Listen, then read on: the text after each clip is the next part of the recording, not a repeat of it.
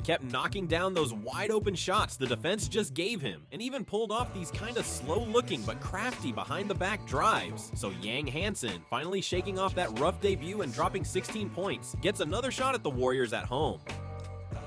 Golden State was the team that embarrassed him in his debut, and back then he couldn't get through their veteran defenders, and he also got exposed on defense pretty badly. But this matchup feels totally different from last time. First because it's in Portland's home arena, the Moda Center, and today the Warriors are missing most of their vets besides Steph. So roster-wise, Portland actually seems stronger. Butler and Draymond out. But right at the start, Steph draws a foul on a three, and Dame, who's with the team, makes this funny face watching it. Then Steph hits Kuminga with a perfect pass. Meanwhile, Portland starters couldn't buy a bucket early, so the bad shooting and turnovers made their start pretty rough. Curry darts behind the back, gets to the three-point. And Steph hit a behind the back into a three. While Denny Avdija kept struggling on offense, total contrast, but Steph cooled off the momentum he just created by coughing up a couple turnovers in a row.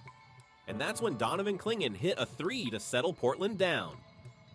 Jan Hansen on the floor. Well, from one three-point shooting big to another. Wow. The crowd roars as Yang Hansen finally checks in, and right away he pressures Steph into a miss. And Avdija, who started cold, knocks down his first shot, a three. Golden State really wished Al Horford could give them more direct scoring. And Steph drew another foul on a three, maybe because of that new high five rule. But the rest of the team still wasn't scoring at all. Then Yang Hansen tips in his own miss.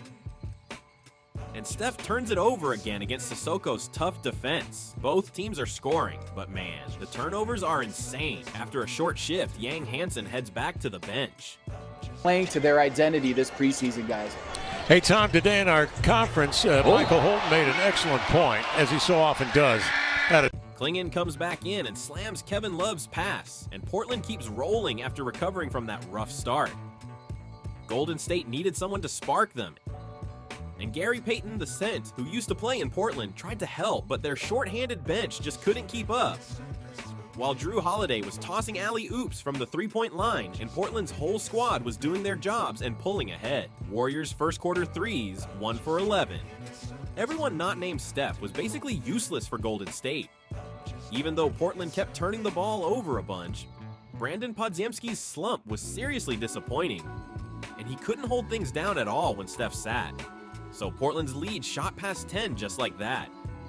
Even missing two starters, Golden State still looked way too bad, and even Kuminga, who tried to do something, kept turning it over. Watching the Warriors in the second quarter was honestly painful. Then Shaedon Sharpe steps up with a bold running three, then drives off a screen and gets an and one. Sharpe and Avdija leading Portland this year looks exciting. Golden State, desperate for anything, gets an and one from Kuminga. Kuminga not even noticing Yang Hansen. And Steph plus Buddy Hield hit a couple threes after checking back in. Slashes in on Hield. Sets it up beyond Hansen. Good pump fake. It's by Horford into the lane. Scoops and scores on the run. Okay, Kev. But Yang Hansen shakes Horford with a fake and scores a finger roll, then sets a perfect ceiling screen to free up Avdija. Stuff like that really shows his basketball IQ. And just when the Warriors were trying to stay close, GP2 misses a layup. How does GP2 miss that? They got sucked into Portland's defense that kept forcing anyone but Curry threes, and Horford even blew a wide open layup. And Steph looked like he was kinda aware of Yang Hansen nearby. But just when Golden State looked like they were folding, Steph recalibrated and drilled a three to start a tough comeback. And finally, late in the quarter, the rest of the team hit some threes too. Portland suddenly tripped over their old turnover problem again, and Golden State's scoring finally stopped being all Steph. Will Richard with a bucket. Credit where credit is due. Long pass into front court. Kuminga outraces the Blazers for the left-hand flush. Now this is Kuminga's fast break dunk off Steph's pass near the end of the quarter pretty much showed how different the Warriors looked by then. But just as they erased almost all of that 18-point deficit, Kuminga didn't get a foul call on the last play, got mad at the refs, and ended up getting tossed. Can't blame him too much for being mad. It was a really annoying way to end such a solid comeback run, but Golden State didn't cool off at all after halftime. Steph, the scoring leader, even made a big defensive play, then hit another three with that crazy fast release of his. Seriously, only Curry does stuff like this. But he was still struggling with turnovers. And Podziemski, who looked like he might bounce back, kept missing open looks. Flat shot thrown up there, off the mark. Releasing is Holiday. Holiday calmly finished up Dia's outlet pass, and Portland kept the lead with scoring from all over the roster. This was Portland surviving a big momentum shift, while Podziemski still couldn't find his jumper at all. Honestly, Richard, the surprise rookie starter looked better tonight. But once Trace Jackson-Davis and Horford came back in together, Golden State's comeback energy fired up again. Yang Hansen checks in and immediately gets called for a cheap offensive foul, then misses a hook shot with defenders swarming him. And Curry playing more minutes than usual for preseason. To slash and occupy the interior. Curry the drive, in he comes to lay it home. And the Warriors Pulls off a nasty behind-the-back move to finish a fast break. After chasing all game, Golden State finally took the lead. And then we got a super fun sequence. Murray slashes in, double team. Hook it outside, Hansen looks healed off the action. And Yelling at his team, match up this time. Curry comes down, second man through, knocking down another. Steph and Yang Hansen traded threes with each other. Suddenly it felt like a regular season battle out there. At that moment, Hansen hits a nice pass to free up Sissoko. Seriously great feel for the game. And Sharp reads Quinton Post's pass, steals it and dunks it, and Portland grabs the lead back in a tight fight. This honestly didn't feel like a normal preseason game anymore.